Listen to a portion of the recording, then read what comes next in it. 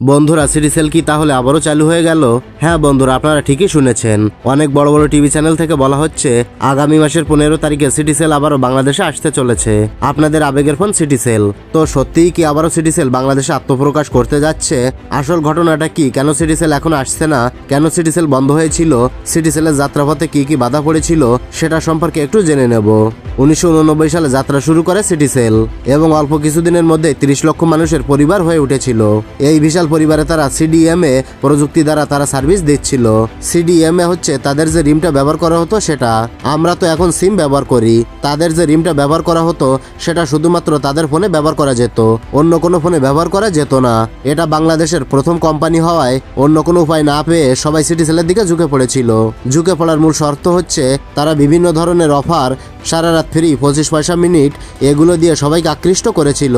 কিন্তু কালের বিবর্তনে যখন আওয়ামী লীগ সরকার গঠন করে এবং দেশে আরও কিছু কোম্পানি চলে আসে, যেমন বাংলালিংক, জিপি, এয়ারটেল, টেলিটক, এদের পদ্ধতি হচ্ছে জিএসএম পদ্ধতি।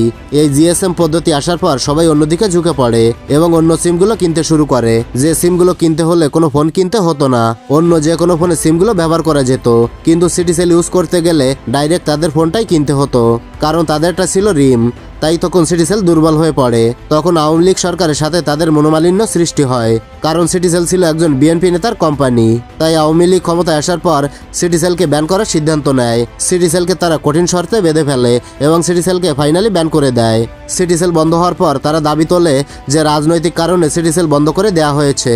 সিটিসেলের কাছে প্রচুর অর্থ দাবি করা হয় এবং সিটিসেলের কাছে কিছু বকেয়া কিস্তি দেওয়ার নির্দেশ দেওয়া হয়। তারপর সিটিসেল যখন তাদের বকেয়া কিস্তি দিতে যায় তখন তারা বকেয়া কিস্তি রাজস্ব গ্রহণ করে না। তারপর আস্তে আস্তে সিটিসেল দেউলিয়া হয়ে যায়। তখন আওয়ামী লীগ সরকার প্রথমে সিটিসেলের রেডিও সরঞ্জাম আমদানির লাইসেন্স বাতিল করে এবং পরবর্তীতে তারা তরঙ্গ স্থগিত করে, যে কারণে সিটিসেল ভেঙে পড়ে।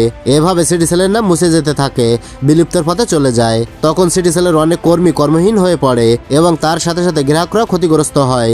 এভাবে সিটিসেলের গ্রাহক কমে মাত্র 59,000-এ চলে আসে। 30 লক্ষ গ্রাহক থেকে 59,000-এ চলে আসে।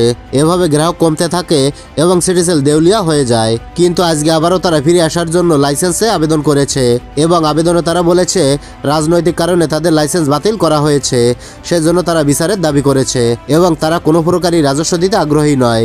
তাই বিটিআরসি থেকে জানানো হয়েছে আইনগতভাবে সিদ্ধান্ত নেওয়া হবে এবং গভর্নমেন্ট থেকে সিটিসেল অলরেডি গ্রিন সিগন্যাল পেয়ে গেছে। তাই গ্রিন সিগন্যাল পাওয়ার পরে হয়তো আগামী মাসের 15 তারিখে সিটিসেল আসতে পারে। এটাই হচ্ছে সর্বশেষ আপডেট। ভিডিওটি ভালো লাগলে লাইক, কমেন্ট ও শেয়ার করবেন। ধন্যবাদ।